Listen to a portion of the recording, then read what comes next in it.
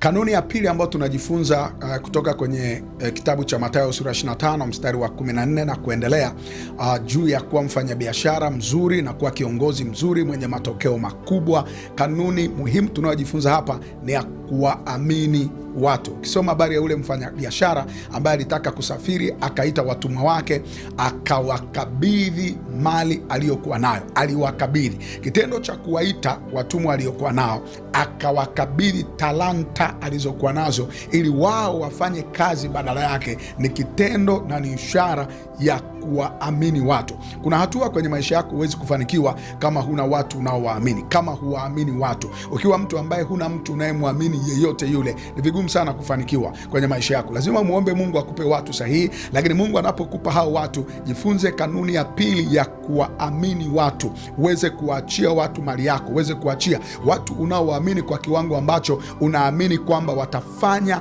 kama ambavyo ungefanya, watafanya kwa uaminifu, watasimama kwa ajili yako. Kwa hiyo ili maisha yako uweze kufanikiwa na ufike mbali kwenye biashara yako, ufike mbali kwenye uongozi wako, lazima uwaamini watu. Ukiwa mtu ambaye huwaamini watu, huwezi kufanikiwa kwa viwango vikubwa, kwa sababu kuna level ya mafanikio ambayo huwezi kufika wewe peke yako. Kuna level ya mafanikio ambayo hutafika peke yako, na kuna vitu kwenye ofisi, kwenye kampuni, kwenye biashara yako ambayo hutaweza kufanya ukiwa peke yako. Ni lazima uwaamini watu ili wale watu wafanye kwa niaba yako na uweze kuona matokeo. Huwezi kufanikiwa kwa kuwa na biashara moja, na ili uwe na biashara zaidi ya moja, lazima ni watu watasimama kufanya na hizo biashara. Sasa kama huwaamini watu, utawezaje kufanikiwa? Kwa hiyo kanuni ya pili ambayo ni muhimu sana ni kanuni ya kuwaamini watu wengine. Muombe Mungu akupe watu ambao unaweza kuamini na unaweza ukawaachia mali zako wakasimamia wakati wewe ukifanya mambo mengine, na Mungu akubariki sana.